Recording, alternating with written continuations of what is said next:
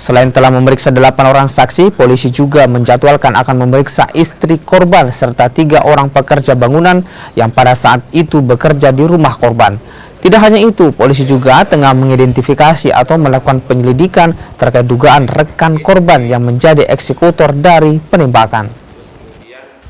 Tim sudah kita bentuk, sudah kita berangkatkan, baik dari tim penyidik maupun dari tim lapangan.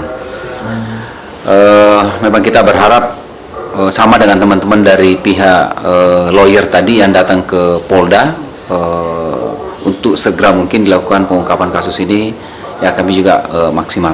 Bang, untuk saat ini ada berapa saksi Bang yang diperiksa? Untuk saksi kita sudah kurang lebih sekitar 8 orang yang sudah dibuatkan berita acara di verbal ya. Namun dari pihak istri korban sendiri baru sebatas lisan, namun untuk pemeriksaan secara verbal juga belum karena mungkin beliaunya masih berduka dan mengurus di rumah.